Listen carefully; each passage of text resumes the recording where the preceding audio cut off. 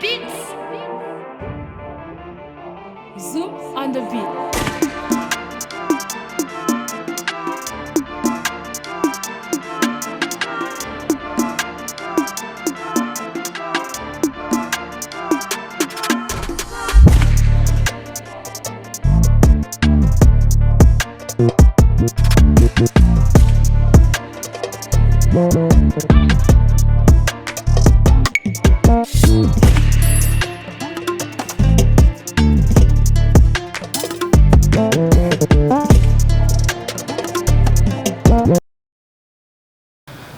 ay ci jërë ngeen jëf mbokk yi ñu ngi leen di nuyuwaat beneen yoon yéen a ngi ci Tivaouane Diacksao info li ngeen ko xamee saa su nekk rek ni Fassa Mountaga nii lay demee saa su nekk dañuy dalal ndaanaan boo nga xamante ni day yëngu ci wàllum politique moo xam fu mu mënti bàyyeekoo bu ko defee rek ñu daal di séq ak moom waxtaan moom ana lan mooy ay ambition waaye ana lan tamit moo ko dugal ci wàllum politique ana lan aussi lañ ko mën a xaare ak ban jàngat lay def ci situation politique bu Sénégal ak tolluwaay bi lépp rek dañ koy waxtaanee tey nag ñu ngi fi dalal ku nga xamante ni ndaanaan la ci wàllum politique waaye tamit xam naa ni téléspectateurs yi danañ ko découvrir ci kanam bu ko defee dañu daal di bàyyeek moom rek mu daal di présenté wu bu ko defee ngeen daal di duggaat ci biir waxtaan bi ko defal maa ngi lay nuyu di la bàyyi aussi nga nuyu ak mbokk yi nga xam ne si ñoo ñuy seetaan.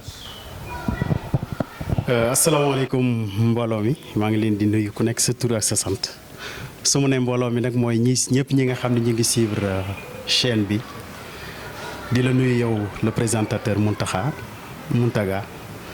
di lee ziar bu baax di rafetlu invitation bi di ko apprécier à sa juste valeur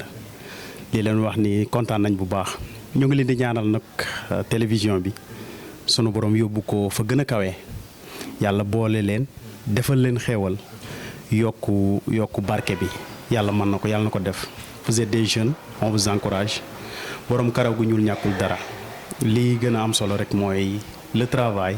teg ko ci sérieux te ku nekk def sa morom confiance jërëjëf. man nag maa ngi tudd Codé Fall dëkk Daara Mbos juddoo fa yaroo fa màggee fa jànge fa ba am certificat et entrée en sixième ñëw Kaolack fa laa jànge ba amee fa bac en 2007 après ci laa ñëw université faculté des sciences département SN ci parcours bu gàtt loolu la. Après bi ma jàngee ba pare instant yi maa ngi def doctorat te pareegul mais après mon master j'ai été recruté à l'IFAN comme technicien supérieur et je travaille dans le laboratoire de géologie des vertébrés terrestres. loolu mooy parcours bu gàtt bu ñàkk solo bi nga xam ni moom laa def ci wàllu politique aussi ba ma ko commencé yàgg na yàggul avec en 2007 laa njëkk a voté autant je faisais la terminale. Et après, j'étais pas actif politiquement parce que bon, j'étais élève. Mais dès que j'ai voté direct, et autant j'avais voté Abdoulaye Wade en 2007. Mais politiquement, j'ai commencé actif en 2011-2012, alors que j'étais étudiant en 3e ou 4e année.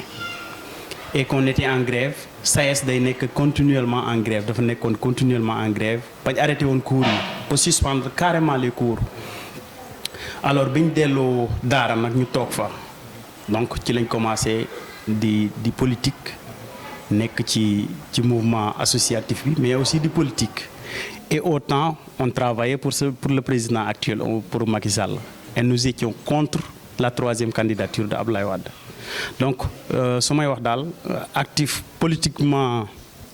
sama activité maa ngi ko commencé en 2011-2012 ba léegi. Macky Sall aussi biñ koy politigal dañoo amoon ci moom yaakaar ni lu bare bu ñëwee dina ko soppi comme nañ ñu ko daan waxee rek mandat bii ngeen may fale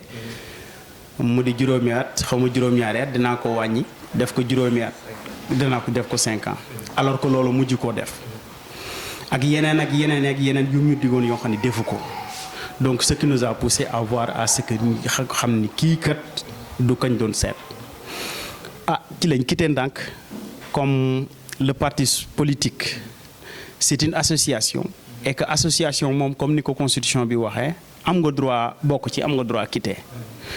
te puisque nag les convictions du gars ne nous conviennent plus su ma nee sax du gars wala du monsieur du président de la République ne nous conviennent plus alors ci lañ quitté APR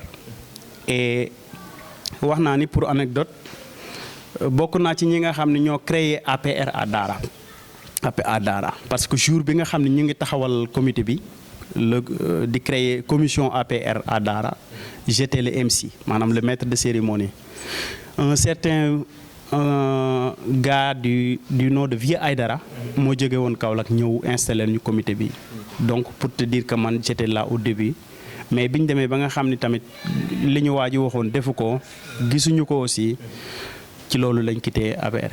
kon mën nañ jàpp ne daal maanaam loolu moo doon sa rentrée politique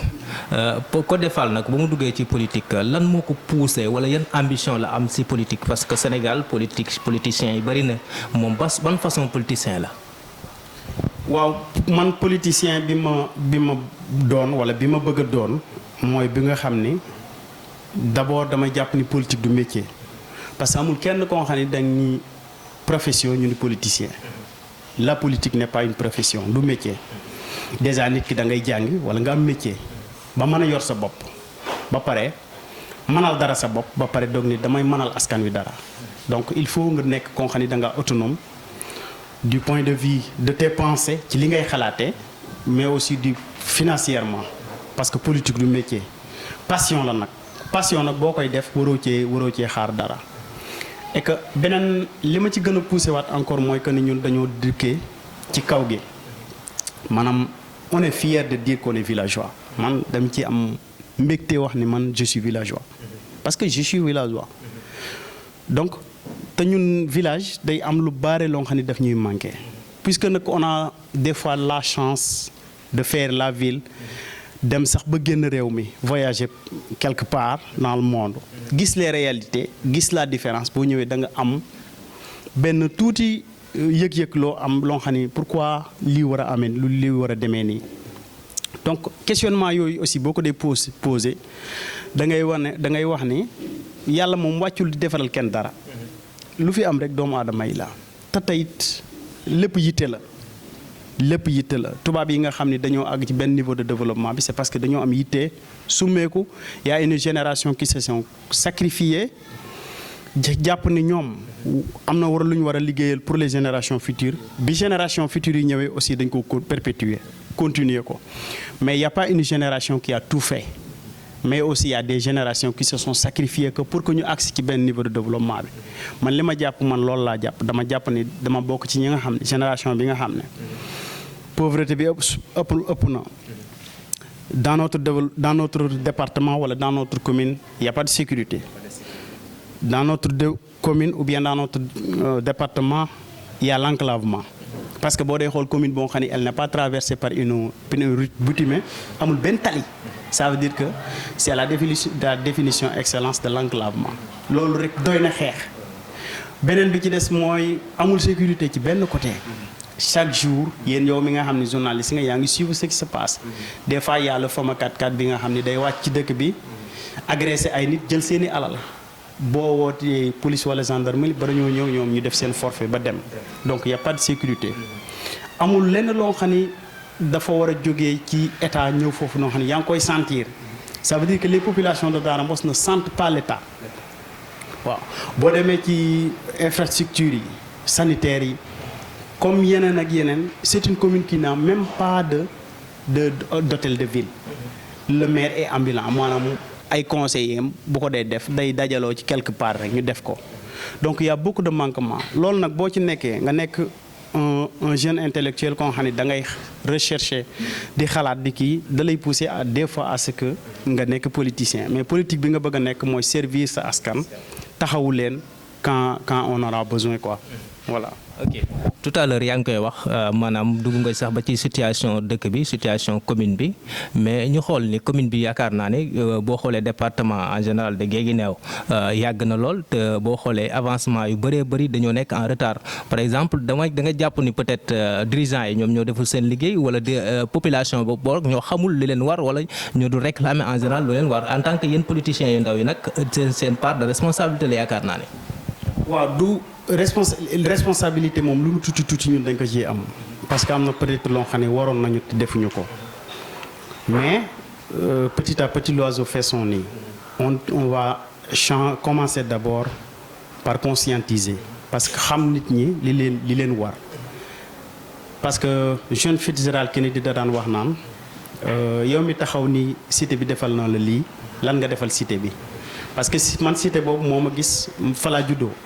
ça veut dire que aw ma beneen lu gën a riche Daara Mbos aw ma ko mënuma koo am su ma ko seetee du ma ko am fi mu ne nii coow li muy bare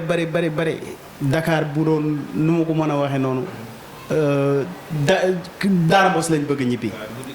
duuti guddi Daara Mbos donc parce que mooy suñu fierté moom lañ bëgg moo nekk suñu xol foofu la yàlla nattoo ni ñun foofu lañ dëkk mënuñu koo kii beneen bi ci des mooy da nga fay gis ay manquement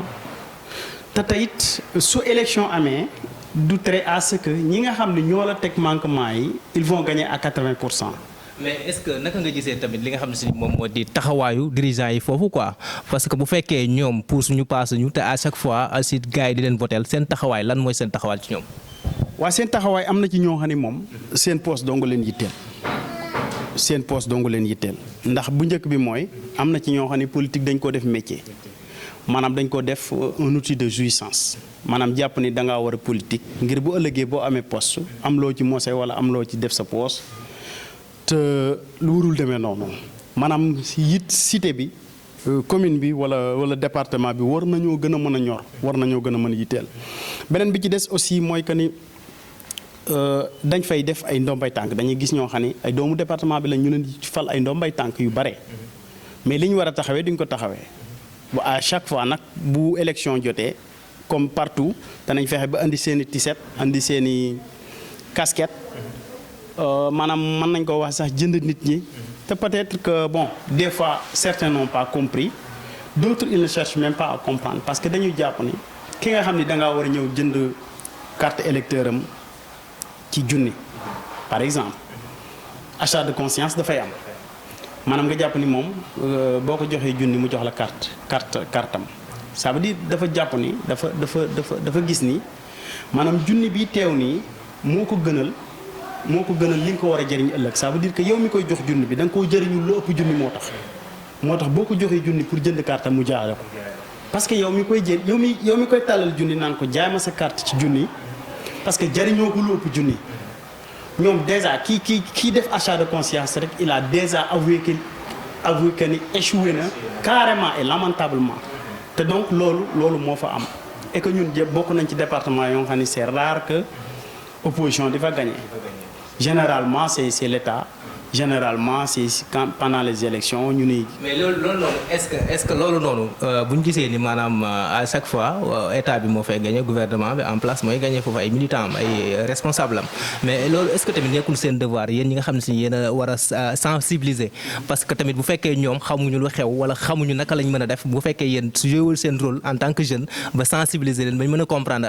changement bi dafa jot est-ce que loolu du seen rôle. waaw loolu laa lay wax léegi ma ne la suñu responsabilité la lu mu tuuti am nañ ci responsabilité moom laa lay wax aussi ni le petit à petit l'oiseau fait son nid xam nga ci c'est dans ce cadre qu'on organise cette émission pour essayer donc de sensibiliser d'éveiller les consciences que jàpp ka ni bu lu bon amee am na lu baax jéem a xool nan lañ mën a defee ba mbir yi jag mais ànd ceeg population mais ce n'est pas une chose aisée du tey tamit du loo xam ne da nga koy commencer lundi mu pare mardi c'est un combat bu xaw a yàgg en long terme bañ ci décourager xaaruñu ci dara aussi parce que ñun politique defaluñu dara politique joxuñu dara suukarul suñu café pour te dire donc la politique ne nous nourrit pas ñun am nañ métier bañ waree jàng nañ bañ waree liggéey ñi ngi liggéey macha allah donc la politique ne nous nourrit pas te politique tamit di ñuy jox lu nu amul donc kon ñun loolu rek lañ ci am mais nag bëgg nañ fi nga xam ne fa lañ dëkk di ko sagoo muy Daara Mbos muy département de Guinguinéo bëgg nañ daal lu koy jëmale kanam ci la ñuy yendu ci la ñuy gont ci la ñuy fanaan voilà. ci ngeen di yendu ci la ñuy gont ci la ñuy fanaan mu nekk lu am solo bu ñu ko ñuy seetaan nag ñu ngi fii ci nga xam si ni moom mooy dalal Codé Fall mu nekk responsable politique ci commune bi ñu naan Daara Mbos nag ku ko xamul ma nga nekkee ca département Guinguinéo région de Kaolack fa la nekkee mu nekk zone boo xam ni mën naa ni dafa xaw a reculer dafa xaw a enclavé comme ni mu ko waxee tout à l'heure ci ay biir propos moom nag jeune la nekk foofu ku engagé aussi di militer ci mouvement bi wala parti bi di coalition bi di Yewwi Askan Wi ñu gën koo xam ci Pastef les patriotes mu nekk patriote nekk jeune aussi nekk jeune boo xam ne ku bëgg goxam la bëgg tamit avancement goxam la mais dañuy ay établir rek duggaat ci beneen pàcc parce que lu defu waxu waaye tamit luy ay di njàmbat riirum politique bi bari na ñi problème am na ci investiture yi mais yow naka nga gisee investiture yi nga xam ne si amal nañ ko ci département bu Guinguinéo. waaw investiture yi ñun ñoo ngi ci woon pour te dire que man mi toog ak yow j'étais candidat à la candidature pour les législatives mais à la dernière minute c'est docteur Diallo qui a été retenu pour Pastef. ku ne xam na ni biñ demee ba ci biir Pastef y a une alliance Wallu ak Yewwi te ñun Wallu lañ ñu candidat Wallu bi mooy jàll à l'occurrence Modou Diop Guène foofu xam naa kon dinañ ci waxtaanat après donc ñun ñi nga xam ne ñoo nekk Yewwi ak Wallu alliance stratégique boobu moo ñu boole mooy li gars yi tudd PDF mooy plan Déthié Fall donc moo ñu choisiral Modou Diop Guène muy nekk suñu candidat ak l'actuel maire de Mboss mooy suñu candidat donc te foofu tamit maa ngi profité ci occasion bi xam naa dinañ ci wax woo ñëpp waaw dajale waat gaa yëpp Pastef ci local yi amoon nañ coow ñun parti Pastef bu Daara Mboss parce que investiture yombul yaa ngi dégg sànq nii laay lire ñu ni maître Moussa Diop a quitté la coalition parce que investiture noonu lay demee il y aura toujours des frustrés dana ci am ñoo xam ne duñ kontaan duñ mer duñ bëgg li ñu am donc ñun mooy suñu candidat mu nekk koo xam ni am nañ ci moom yaakaar ñu jàpp ni on est dans le même combat ñun ak moom muy Modou Diop Guène parce que Mountaga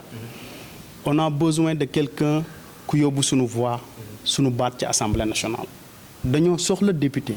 on a besoin d'un député un député au vrai sens du terme kon xam ni bu demee dina jàngat suñu jafe-jafe parce que man jàpp naa ni boo doon lim département bi nga xam ni les 3 départements yi gën a bari ay jafe-jafe département Guinguinéo ci la bokk et que ñun suñu député ci législature bi ñu génn pendant les 5 ans ou les 6 ans kenn mësta dégg suñu député mu jël parole kenn mësta dégg suñu député mu wax suñuy jafe-jafe kooku est-ce que ndaw la soo yónnee sa doom nag ni ko demal defal ma lalee misaal la moom mu dem ak noppi waxul la nga ko yónnee kon doxul yónnante bi kon Mandiaye Kébé jàpp naa ne il ne peut plus être notre député il ne porte plus notre voix yorul suñu kàddu ba mu demee tamit trahir nañu te loolu tamit am na beneen jàngat bu ma ciy def gis nga dans cette vie là c'est courte ñu ngi koy ñaanal mu gudd fan lool waaye dafa am loo xam ni dafa rafetul parce que responsabilité wu département bi yëpp yaa leen représenté Assemblée nationale ku ko tuutal tamit xamoo li nga tuutal donc il va falloir que ki fay dem du jàpp ni da ngaa war a am passeport diplomatique di laal sa salaire ba pare di am say carburant lañ koy tudde xaw ma loolu ku koy lekk wala nga di ko jox sa njaboot mu di ko lekk war nga ko mériter parce que mérite la war a doon parce que ñun suñu département bari na problème yoo xam ne au moins bu doon benn yoon pendant les 5 ans sax moom mu taxaw ci perchoir bi daal ni commune de département de Daara de département de Guinguinéo manqué na lii wala manqué na la donc loolu daf ñu metti ba pare bon c'est un politicien il a son choix bu ko neexee mu bañ ko def je te dis te loolu révélation la Mandiaye Kébé mii nga xam ne moo nekk député xam nga kañ la gëjoon Daara ca élection 2017 ya la fa gëj a teg tànkam xam nga politiciens yi ci des sax ñi ngi fay jaar di fa jéem a yenn saa yi dara am ñu ñëw def ni nangam mais moom duñ ko gis guddi duñ ko gis bëccëg ñun ñu qui sont de département ñu ci bari xàmmee wuñ sax kanamam te loolu dafa ñaaw rafetul te tey nee nañ xaw ma businessman la xaw ma il n'a qu'à s'occuper de son business mu bàyyil ñu suñu député ñuy yebal ndaw loo xam ne bu demee dinañu jàngatal suñuy problème parce que nag on en a besoin ñun soxla nañ ko du département boo xam ne liñ bëgg lépp am nañ ko on souffre du point de vue infrastructurel on souffre du point de vue sécurité ak lépp loo xam ne nit da koy soxla ñun amuñu ko donc kon bu ñuy yebal député dañuy yebal koo xam ne bu ñu demee dinañu mën a représenter au niveau de l'Assemblée. leen daal seen choix pour l'instant Modou Diop génn la quoi bu wàllu Sénégal mooy coalition wàllu ak Yewwi quoi mais ñu gis tamit ne loolu est-ce que du contradiction bu ñu xamee ku waa Pastef yi dañu daan baaxoo dañu wax ni sous ce système bi ñu dem ba élection législative yi daal di taxaw ñu gis ni ñu xëccante est-ce que loolu àndu naxante en quelque sorte wala tamit lii di Yewwi Sénégal Yewwi Askan Wi nekkul coalition boo xam ne dafa perte li nga xam ne moom moo di feuille de route am daal. non xam nga système bi la définition du système du nit ñi en tant que tel c'est pas su ma nee ko defal ci jëmmi nitam du loolu mooy système bi mooy doxalin bi nit ñi doxalee te depuis 1960 xam nañ ni réew mi doxul ñun ñëpp xam nañ ko.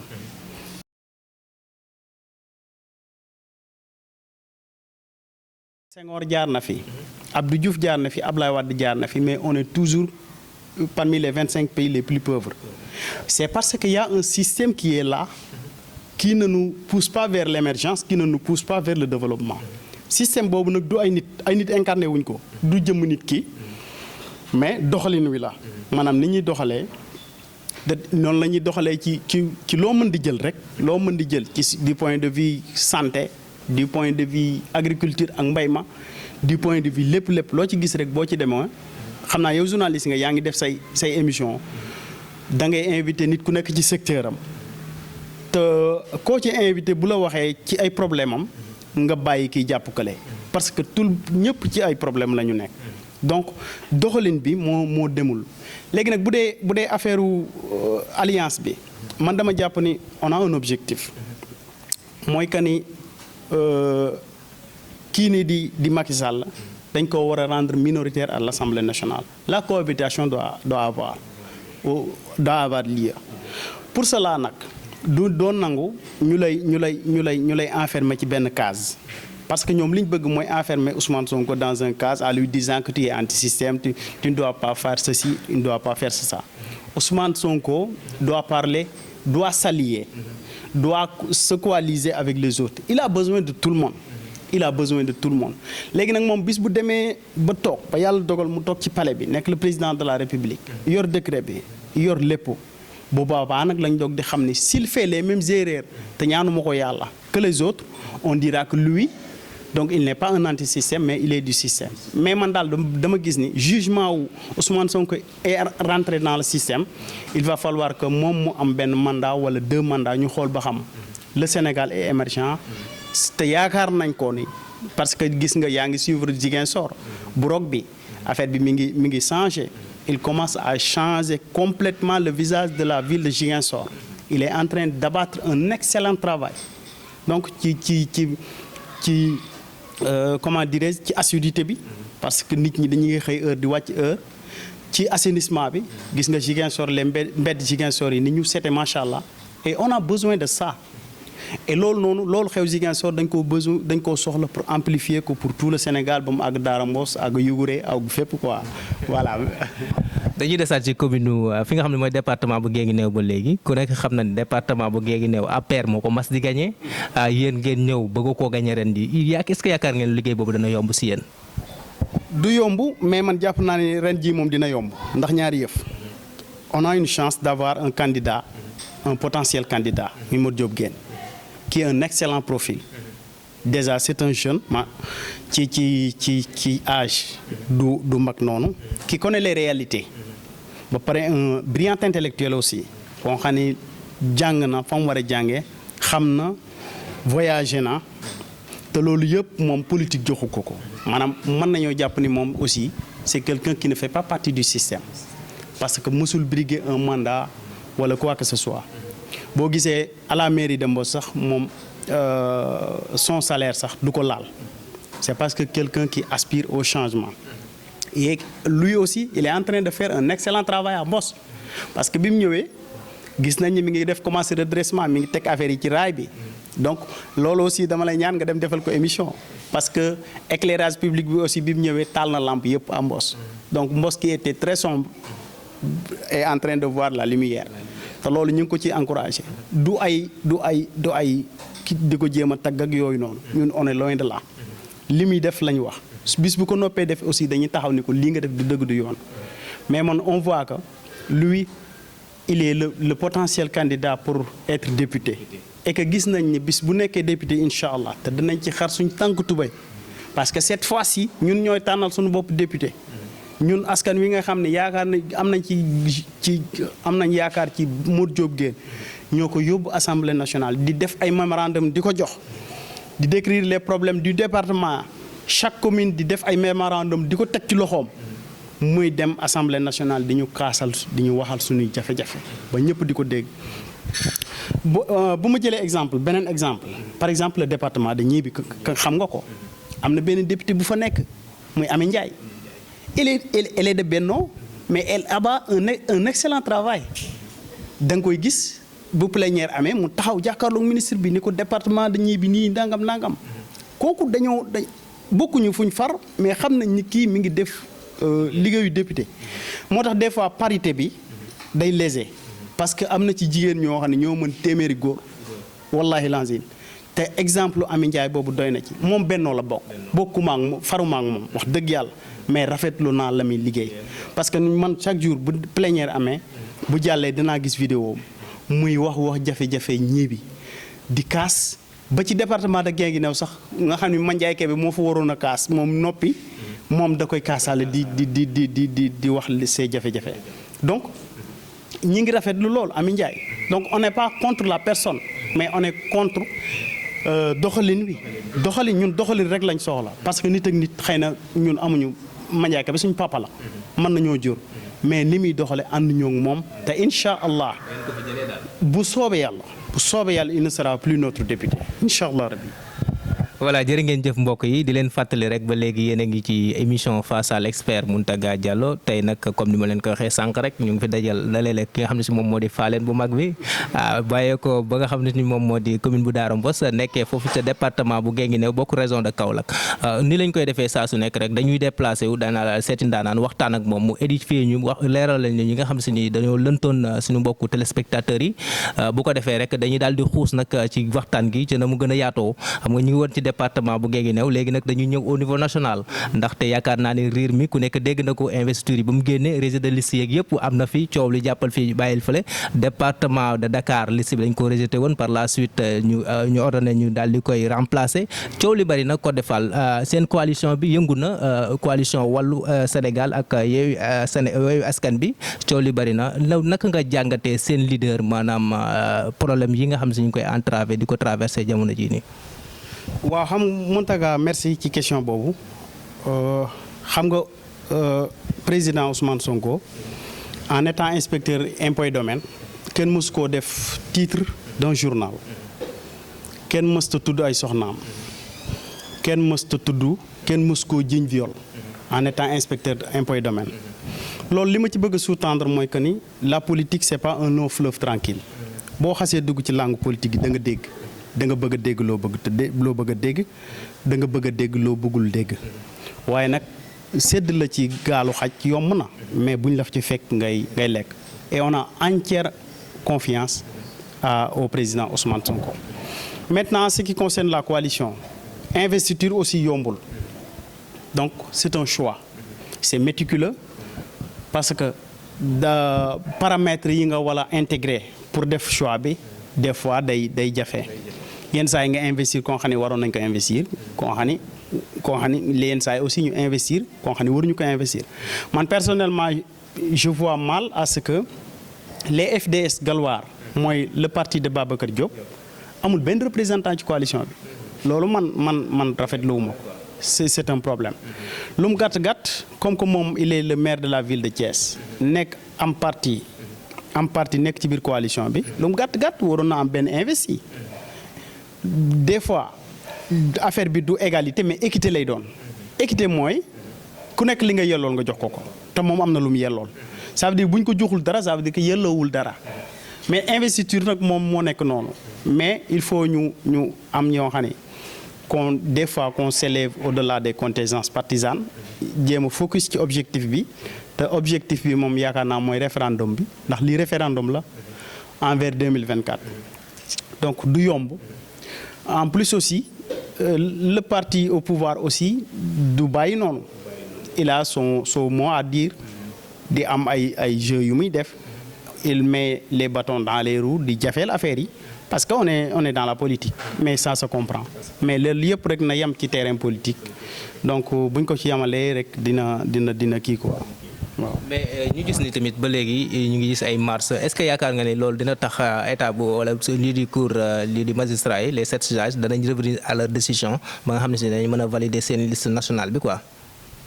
yaakaar nañ ko il va revenir à de meilleurs sentiments parce que man li ma gis man kenn mosu ko gis fenn puisque une liste moom bu ñu koy wax liste mooy titulaire ak suppléant on ne peut pas invalider une liste majorité et laisser une liste des suppléants et vice versa donc loolu ñun c'est une jurisprudence qu'on n'a jamais vue man nag je ne suis pas juriste mais lii man mosuma ko gis kenn mosu ko gis fenn aussi donc yaakaar naa ne dinañ revenir à de meilleurs sentiments parce que Mountaga le Sénégal de 1988 ak le Sénégal de 1994 bokkut ak le Sénégal de 2022 il faut ñu bàyyi ci xel ñun ñëpp ku nekk ci ñun xam nga ni conseil constitutionnel taal na am réew ci ay décisions ak ci lu mu waroon def te defu ko te gis nga li ñuy wax naan ku toog ci pétrole ak gaz waroo fooye safara te le conseil constitutionnel est en train de jouer avec le feu donc loolu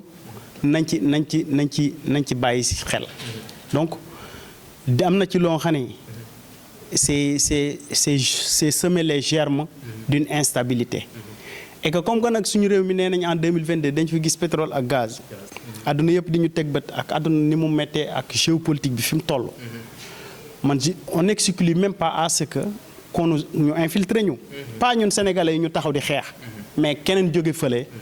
profiter ci situation bi jéem a déstabiliser sunu réew loolu nañ ko bàyyi xel législative yi élection la ku ne buñ bàyyi waxee dëgg rek ku ne xam na ni Yewwi Askan Wi est majoritaire en ce moment dans ce pays que ñu nangu ko ñu bañ ko buñ fi bëggee andi leneen tamit dañu andi problème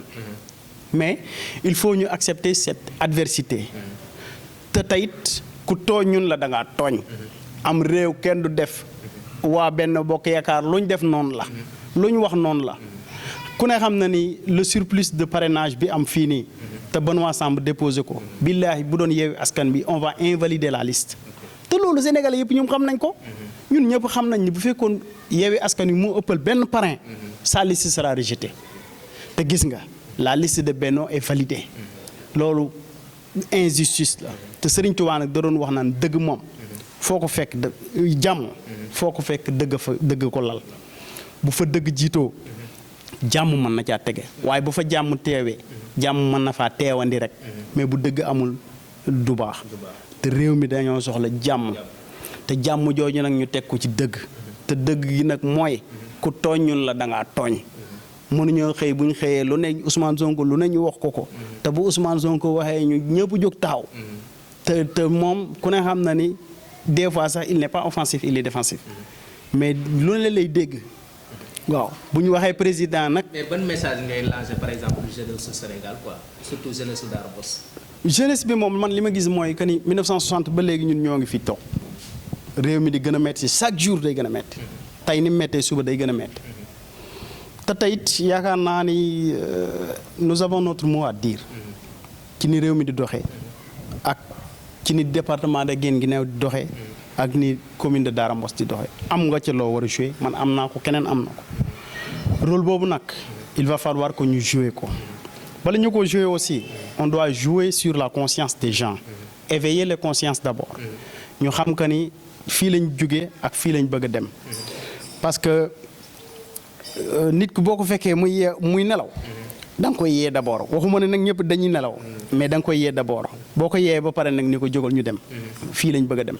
waaye nit ki aussi mënoo ko fekk muy nelaw nga bëgg koo jël sa yóbbu ko mën naa metti lool mais jeunesse bi maanaam daal li ma gis dama gis ko bërki démb le 8 juin ca place de l'indépendance mbiri gars yi de politiciens yi nañ defar toogaay yi parce que gis naa ni jeunesse baa ngi intéressé wu ci politique jeunesse bi seen i lendemain ñor na leen jàng ba pare nekk chômeur bi sonn nañ ci wutum liggéey bi sonn nañ ci loolu daal gis naa ni daal affaire bi dana changer loolu nag ku ci bàyyiwul xel suba mën nga am lu la bett lool waaw. waaw jërë ngeen jëf mbokk yi ñu ngi ci njobbaxtalu suñu émission mu nekk lu nga xam ne si nekk dafay waaj a jeex comme ni ñu koy defee saa su ne dañuy dalal ndaanaan rek daal di waxtaan ak moom bu ko defee mu leeral li nga xam ne si ni moom la bëggoon a leeral waaye tamit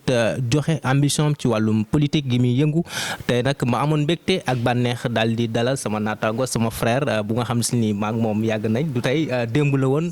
sama grand frère moo ñu boole woon di Abdoulaye Diallo depuis université mu nekk loo xam ne si ni exemplaire la ci commune ba mu dëkk mu nekk koo xam ne homme boo xam ne am de principe la mu nekk nit koo xam te nit ku am valeur la am vision la aussi mu nekk nag di militer ci coalition bi nga xam ne si moom mooy Pastef les patriotes mu nekk nag fee ca Daara Mbos di fa def liggéey bu am solo dama koy bàyyi rek moom mu daal di tàggatoo waaye tamit daal di remercier ñi nga xam ne si ñoo koy jàppale ci combat bu ni mel damay nuyuwaale nag sama grand Essa boobu Essa Diène mu nekk nit ku baax aussi nekk nit ku yaatu aussi di sa xarit benn bakkan yaakaar naa ne. c'est vrai waaw suma xarit day saa suma booy la sax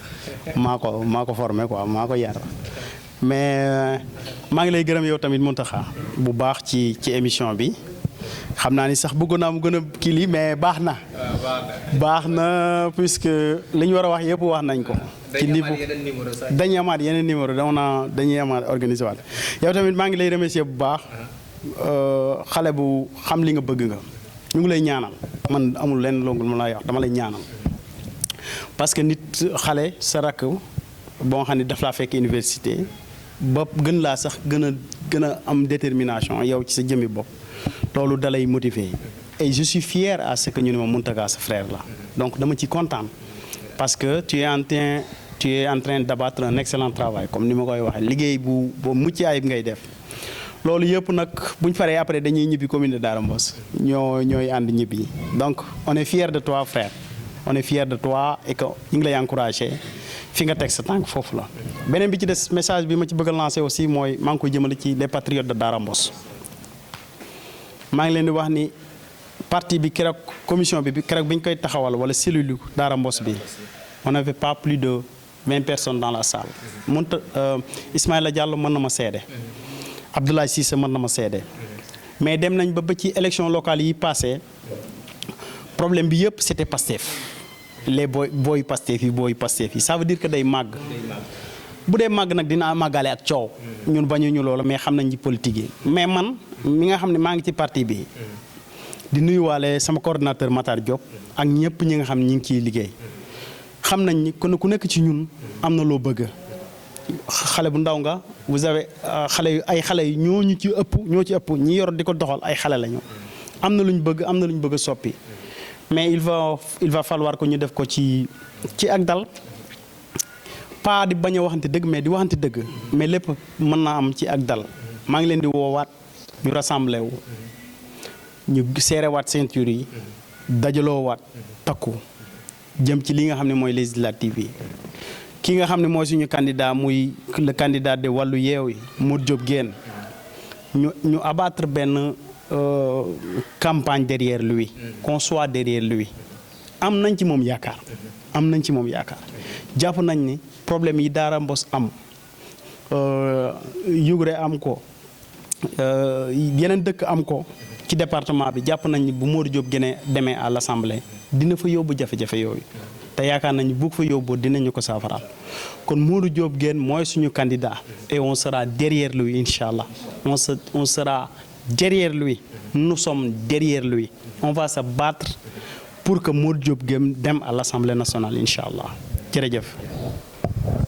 voilà jërë ngeen jëf mbokk yi comme nuñ ko waxee rek lu neex du doy waaye lu jiwoo jeexul tamit nee naa la jógu fa dañu koy daal di dog rek ba beneen yoon dox leen dig dajee nag beneen yoon waaye bala ñuy tàggatoo rek dañuy daal di gërëmaat bu baax a baax xam ne fii ñu ko defee fii yaa ngi fii kaar macha allah di ci gërëm suñu grand Essa bu baax a baax di gërëm aussi sama caméraman yi ku ci mel ni PM ak ku ci mel ni Dame Sakho sama caméraman bu baax bi sama comptable bi aussi waaye tamit damay gërëm bu baax a baax ki nga xam ne si ni moom moo di Badou Aw alias Saf mu nga nekk foofu ca Jak Saw Tivaouane Jak Saw ak ñëpp ñi nga xam si ni ñooy jàpp ci combat bi ñëpp ñi nga xam si ni ñooy jàppale Mountaga Diallo comme ni mu ko waxee rek dañuy daal di gërëm aussi ñi nga xam si ñoo nekk commune bu Daara Mbos fu ci mel ni waa Daara Palen Daara Jaake ak ay Ndëwen ak Wendu Bawde yëpp ñu ngi leen di gërëm bu baax a baax gërëm nag surtout waa Yugre Maas aussi Yugre Njëlefeen Yugre Gàmbu ñëpp mi ngi leen di gërëm ay ca mbokk yi nee naa fes ba beneen yoon